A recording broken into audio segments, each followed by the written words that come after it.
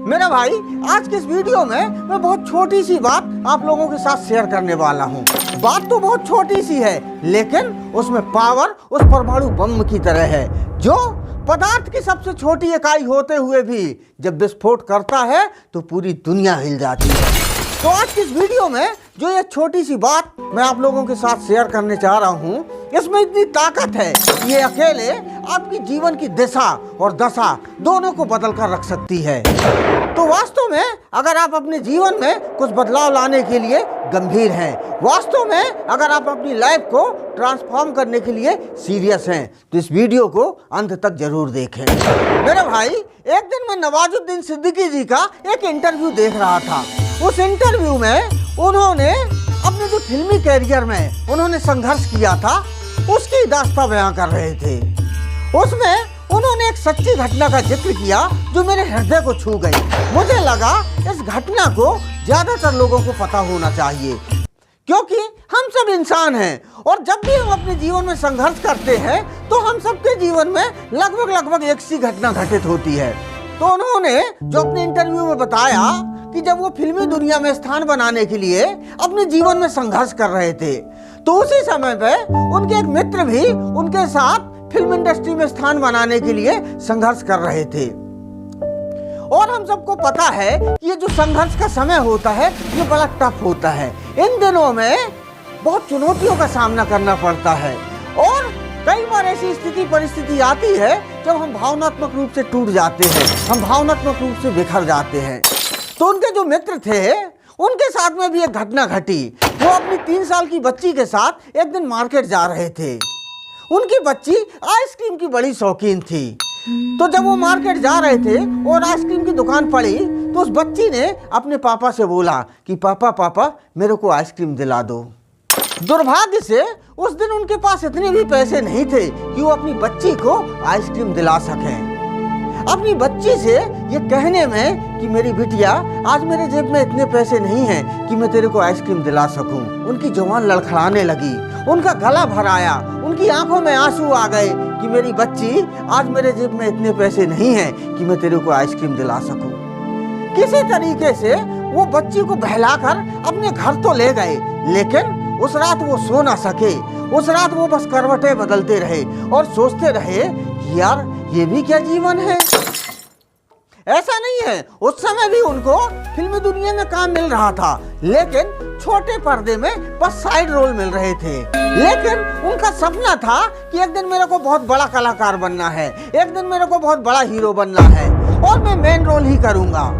तो उस दिन वो अपने बिस्तर में लेटे लेटे सोचने लगे कि यार, इतने बड़े बड़े सपनों का क्या फायदा कि मैं एक दिन हीरो बनूंगा, एक दिन बहुत बड़ा कलाकार बनूंगा, मेरे पास लाखों करोड़ों रुपए होंगे, पूरी दुनिया में मेरे को जाना जाएगा। यह धिक्कार है मेरी जिंदगी को। अगर मैं अपनी बच्ची को आइसक्रीम नहीं दिला सकता तो मेरे जीवन का क्या मतलब है, मेरे इन सपनों का क्या मतलब है। उस घटना के बाद में उन्होंने अपने सपनों के साथ समझौता करने का मन बना लिया। उन्होंने सोचा, अब मेरे को जो भी काम मिलेगा, जैसा भी काम मिलेगा, छोटा या बड़ा, मैं देखूंगा नहीं। क्यों? क्योंकि मेरे को अपने परिवार की जरूरतें पूरी करनी है। इससे हुआ ये कि उनकी वर्तमान की जरूरतें तो पूरी होने लगी, उनकी जो तत्काल की समस्याएं थी वो तो मैनेज हो गई, लेकिन उनका जो एक बड़ा हीरो बनने का सपना था, जो बड़ा कलाकार बनने का सपना था, जो बड़ा सितारा बनने का सपना था, वो चकनाचूर हो गया। अगर इस घटना में उनकी जगह अगर आप होते तो आप क्या निर्णय लेते? आपका जो भी निर्णय होता उसको कमेंट बॉक्स में लिखकर बताएं। आपके इस कमेंट से हो सकता है बहुत सारे लोगों की मदद हो जाए, बहुत सारे लोगों को निर्णय लेने में सहूलियत हो जाए।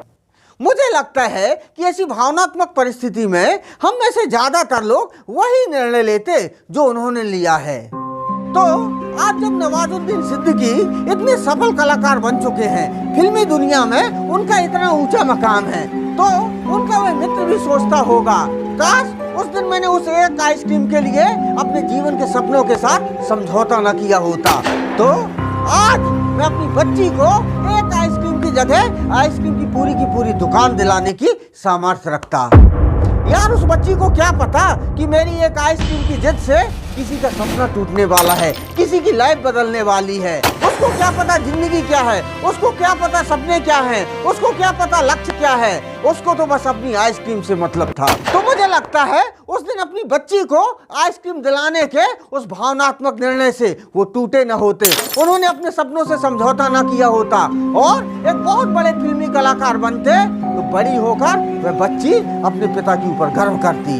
तो इस घटना को बताने के पीछे का जो कारण था वह यह था कि हम लोग भी जब अपने जीवन में अपने सपनों को साकार करने के लिए संघर्ष करते हैं, हम लोग भी अपने जीवन में जब अपने लक्ष्यों को पाने के लिए संघर्ष करते हैं, तो हमारे जीवन में भी कई बार ऐसी स्थिति परिस्थिति निर्मित होती है जब हमको लगता है कि यार अब अपने सपनों से समझौता कर लेना चाहिए, या अब अपनी रास्ता बदल लेना चाहिए, या अब कंप्रोमाइज कर लेना चाहिए। तो मेरे भाई इस बात को याद रखना, अगर जीवन में बड़े सपनों को पूरा करना है, तो जीवन में बड़े लक्ष्यों को हासिल करना है, तो छोटी मोटी बातों की बलि देना पड़ेगी, छोटी मोटी सुख सुविधाओं को त्याग करना पड़ेगा, छोटे मोटे सपनों को मारना पड़ेगा। मुझे लगता है आज का यह वीडियो बनाने का जो मेरा उद्देश्य था आप सबके ध्यान में आ गया होगा।